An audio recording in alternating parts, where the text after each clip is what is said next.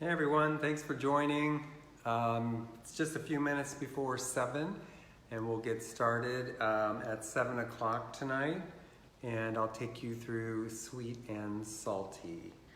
So I'm just going to share this to my personal page as I do, and then we can get going.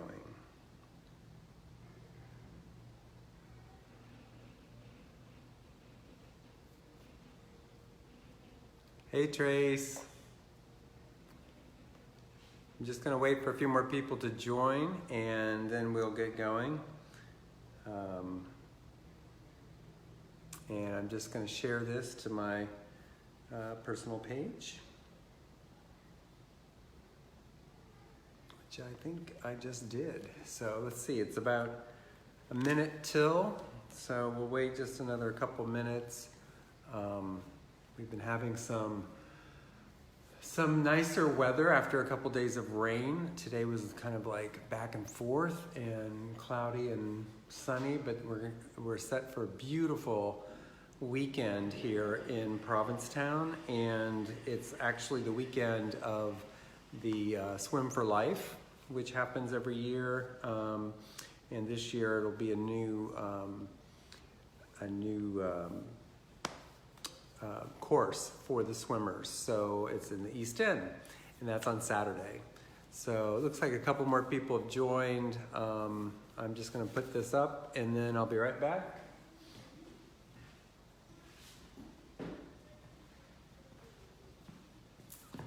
So welcome everyone. Thanks for joining me for Sweet and Salty. It's the 6th show of the season.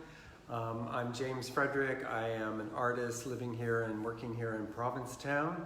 I'm a painter, an illustrator, and a cartoonist. Tonight I'm going to be sharing with you some paintings. So I have a number of paintings to share with you. I think I have 14 of them that are in the theme of sweet and salty. And so as a painter, I paint a lot of different things and in a lot of different ways. And I wanted just to take a moment to talk to you about the style of painting that I have used for these pieces. So I paint a range of work from realistic to abstract.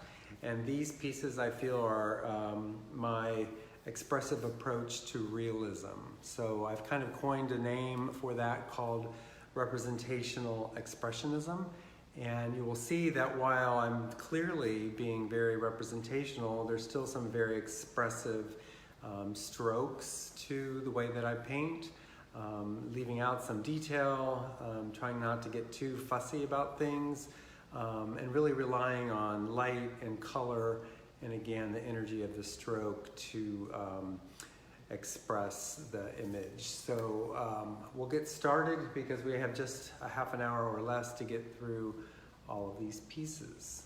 So if there's any questions, just type them in. Hey Lori, thanks for joining.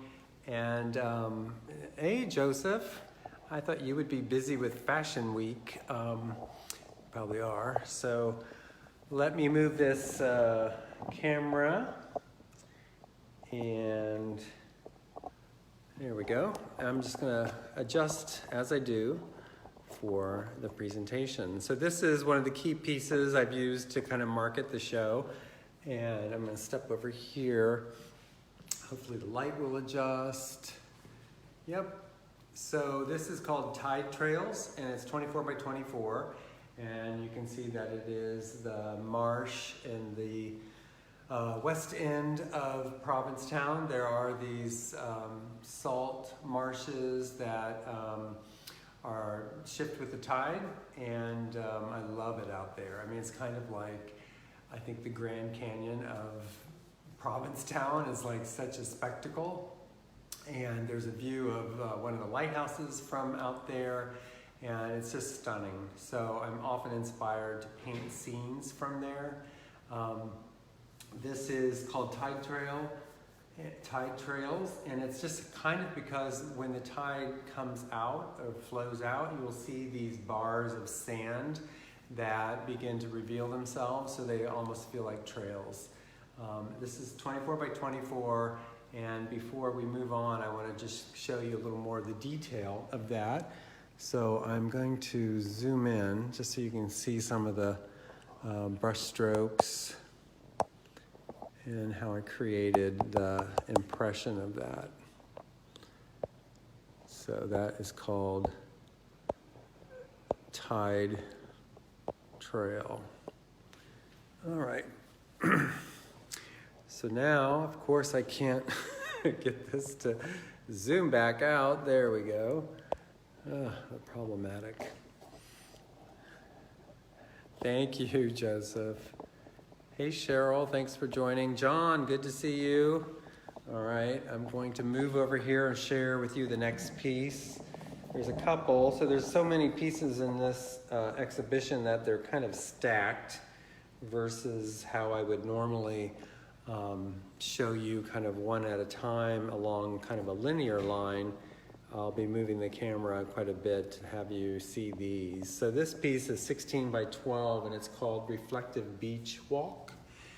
And this was painted from a photo that I took in the east end of town on a walk in June. And it's really the part of the east end where the flats reveal themselves at low tide, and this moored little sailboat ended up being beached. And you can see, I think that's Wood Inn. No, that's Long Point off in the distance there. So that is called Reflective Beach Walk. And then this next one, which I'll move up here to show you, is called Twilight Storm. And it's small, it's 8 by 10. And this is a gorgeous view that I photographed. I work from photos, as I think you know if you follow along, especially on representational work.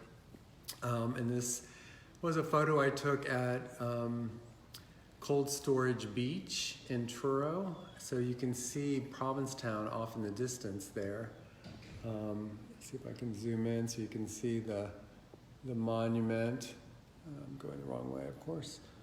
And yep, there it is in the distance. You can even make out the point, which is Long Point there.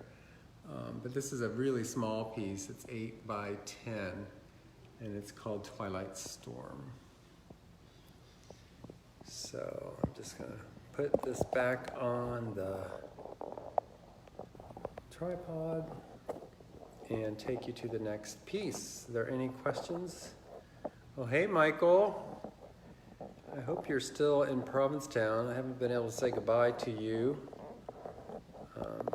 before you head west. So the next piece is really a larger piece. It's 36 by 36, and it is it's one that I've used to definitely promote this. They've run an image of this in the Provincetown Independent and the Provincetown Magazine, and then a black and white version of it has appeared this week in the Banner. So this is a large piece. It's 36 by 36, and it's called Morning Light. And you can just see how the sunrise reflects against the waves. So this is from a view out in Truro, kind of off Ballston Beach that way, where you get this kind of direct line to the sun as it rises. And this was a particularly colorful sunrise. As you can see, the gradient of color. But I just want to give you a little detail of the way I created these waves and all of the color that is worked into that water area, because that is what really makes it come to life, is that reflection of the sky color. So yeah, and it had just these like amazing kind of sprinkled little clouds, which I loved the way that it created kind of a silhouette. So that one is 36 by 36. Sweet and salty. going to move here to the next couple. And this is a 16 by 16 that you'll see down here. There we go. It's called Parting Clouds. And it's another sunrise view, but from the end of the pier here in Provincetown. And you can see a boat moored out there, and then there's the breakwater between us and the Truro shoreline at that point. So yeah, that one is called Parting Clouds, and you can see why. But yeah, and I love the kind of dark grayness of this for a sunrise. I think that feels really good. And this upper piece is this beautiful sunset view from the east end of Provincetown. You can see the tower in the distance and the monument in the distance, and then even the twinkle of the shoreline. I love how this piece came out. It's already been picked up by a collector, so, but yeah, painting with those purples, you know, can get a little challenging only because they sometimes want to merge into kind of like a mauve, and that's not great for a sunset, sunrise, or for anything like that. So yeah, it's always an interesting thing, mixing color. This is a large piece. This is 30 by 36. And it looks like I didn't go far enough. There we go. So you can see the whole piece. So, hey Amy. So this is a large piece. It's 30 by 36. And, you know, once again, I'm just enamored with the salt marshes here. And this is another view of those marshes in the West End that we call the moors. Pardon me. And this one is at that kind of beautiful point of the day where you start to see a little light at the horizon shifting because of the time of day. And I'll just zoom in so you can see some of the detail and how I worked on making that seagrass come to life. And you can see the water. So part of the thing that you'll notice in a lot of my work is this texture that happens when I drag my brush against the canvas. And I like this heavy canvas, cotton duck canvas, because it gives me that tooth. And I love that way that it creates that energy. So you'll see that in all of my work, not just the representational work, but also the abstract work, and it's kind of a signature thing of mine. So yeah, 30 by 36. It's called Late Summer, if I didn't tell you the name.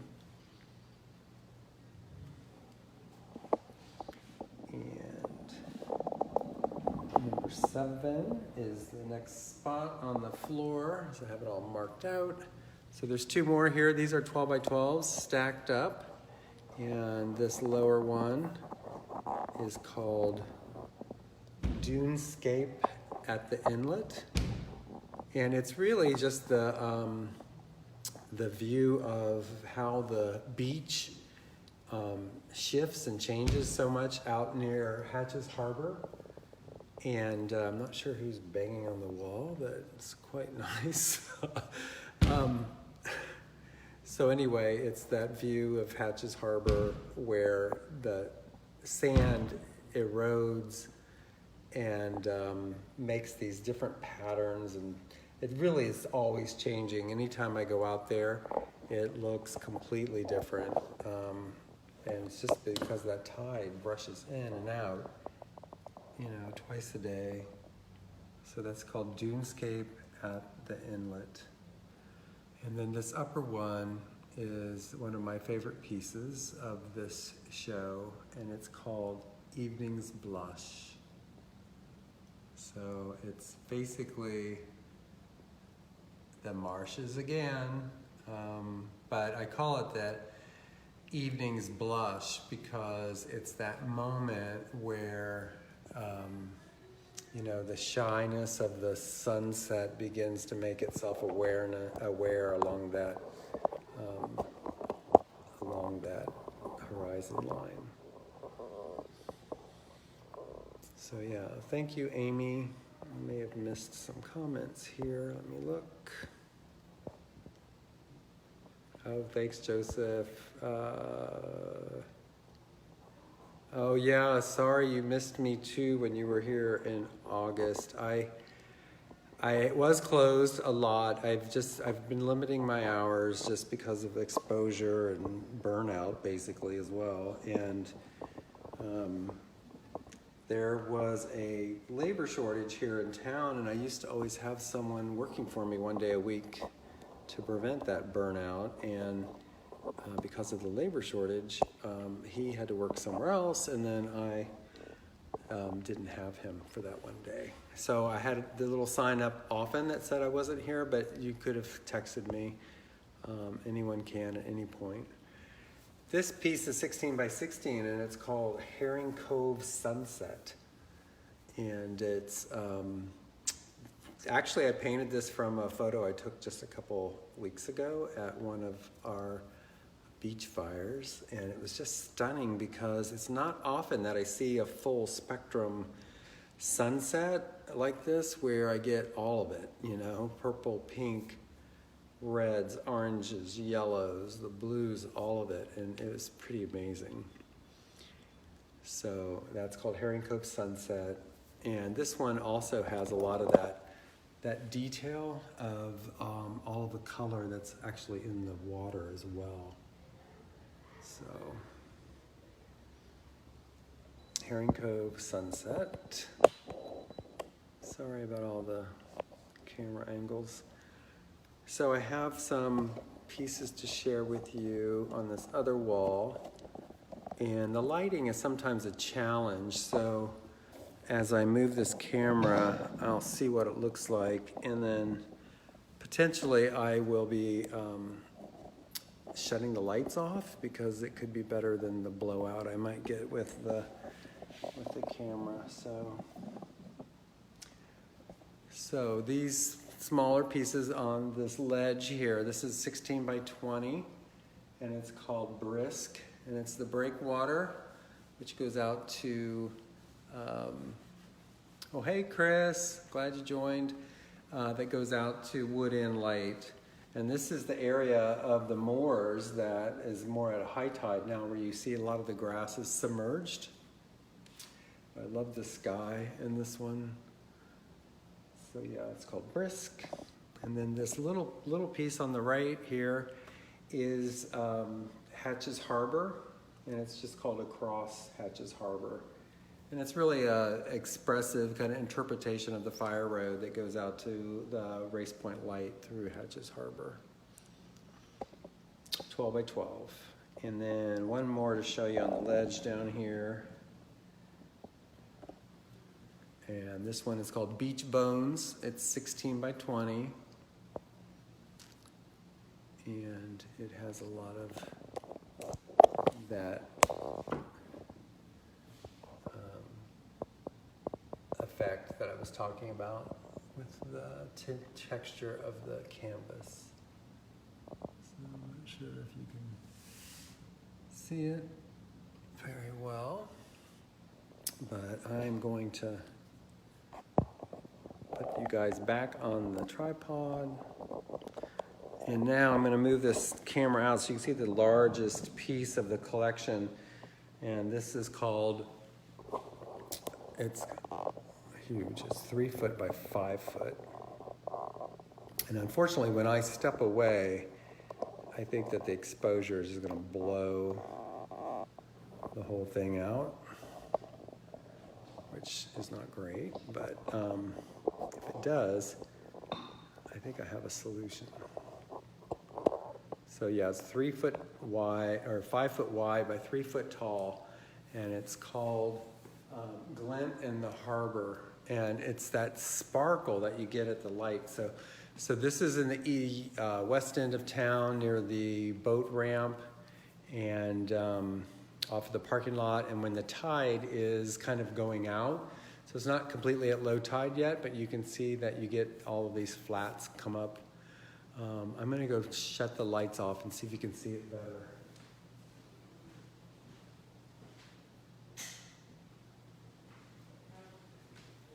So I don't know if that helped. Oh, I think it did. I think you can see the texture a little better. So yeah, and you can see the sparkle on that water much more clearly. And the detail of Long Point off in the distance. So yeah, this is a really nice large piece that would work really well in a large room over a sofa. Hey, Stephen. Watching from Missouri. Yeah, I think that actually shows it off better. I can also flip on this light over here.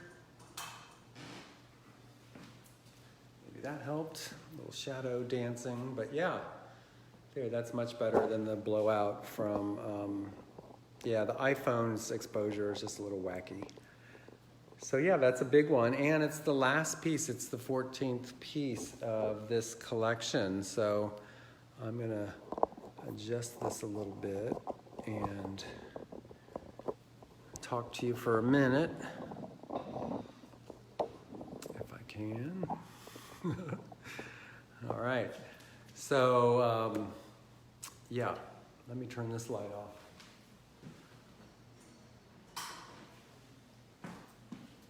So that's a light that I turn on at night so that the whatever piece I have on this back wall can be seen from the window.